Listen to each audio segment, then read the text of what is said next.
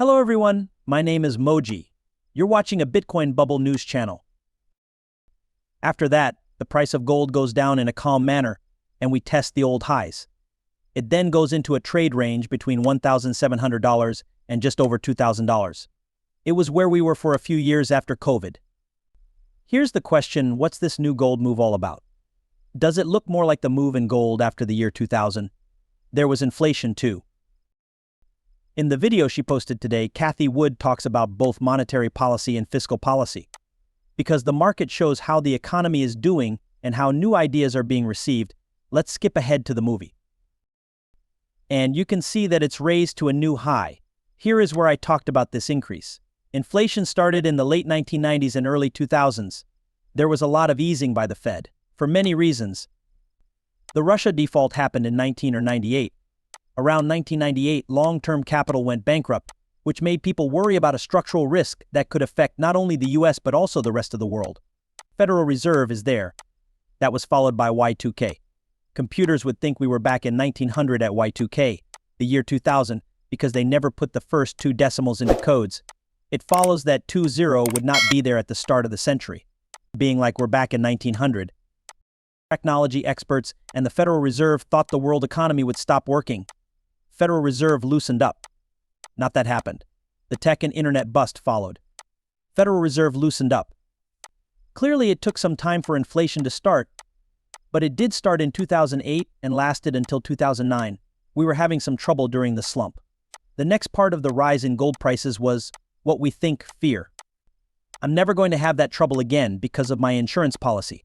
I am going to keep some of my money in gold, which is a safe place to keep money. This move, the second one in 2010, 11, and 12, is what we think it was. Furthermore, the European sovereign debt problem was happening at the same time. When that happens, the price of gold drops. It's being nice. It then entered a trade range between 1,700 and just over 2,000, where it tested the old highs. It was where we were for a few years after COVID. Here's the question, what's this new gold move all about? Does it look more like the move in gold after the year 2000? There was inflation too. That really was inflation. It did start to rise and there was inflation. Is it more like the move in gold after 2008 and 2009? We were flying to safety. We believe that this is a flight to shelter. We can show you in the next chart why we think that. Nearing a new all-time high. Crypto whales accounts got about 1,300 to 2,200 Bitcoin every day.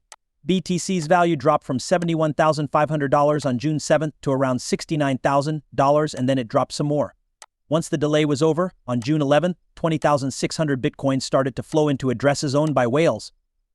Since the info for June 12th hasn't been updated, the price of Bitcoin stopped for a while. Since the article was written, the US Consumer Price Index showed that prices went up after things went better than planned. Bitcoin was worth $677,500. The on-chain intelligence platform says this happened at the same time that the supply of Bitcoin on cryptocurrency exchanges dropped to $94,200. This is the lowest amount of Bitcoin since December 22, 2021. Bitcoin is generally getting stronger when the amount of money held in reserves goes down. The market where people buy Ethereum because they think its price will go up in the next few years. Data from Sentiment shows that whales recently bought more than 240,000 Ethereum, which is worth around $840 million right now. In contrast to Bitcoin, Sentiment said that the amount of Ethereum available on cryptocurrency markets has grown over the past few days.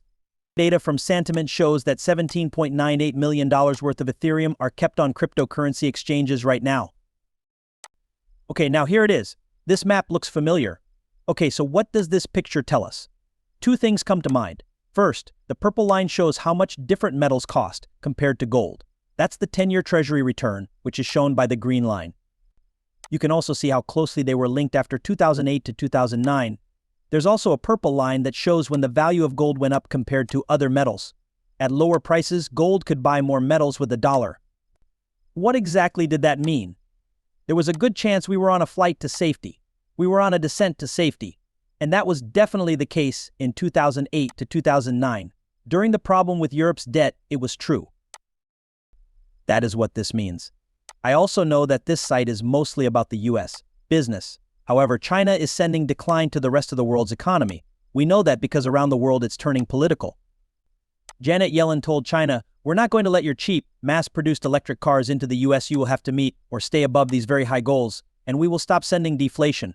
Our business is being hurt. So China will keep sending deflation to other countries because we think it could go through a very deflationary time later on. In China, the CPI has been going down. The economy is still having a hard time as it moves away from building infrastructure for real estate, which has hit a point of excess that is being dealt with by moving resources toward productive forces. That's what people say these days. It's all about coming up with new ideas. So innovation itself causes deflation, but it's a good kind of deflation because as these new technologies go down their learning curves, which show up as falling costs, units go up by a huge amount. They are going through that with electric cars. Because they are cutting prices so quickly, there is a lot of desire for their electric vehicles. That's new ideas. We also disagree with the idea of putting taxes on goods. That hurts our customers in the US. They might be able to gain from this falling value. This chart also shows what interest rates have done. In contrast to the past, there is now a huge gap between this level of flight to safety, the fact that gold is becoming more valuable compared to other metals, and interest rates.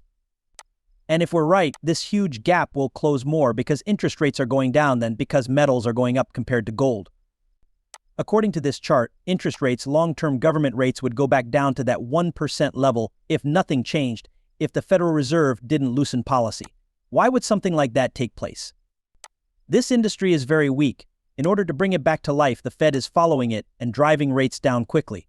In that case, the truth is likely to be somewhere in the middle. A little rise in the ratio of metals to gold and a drop in interest rates possibly. About 2.5 to 3% would be in the middle if they meet.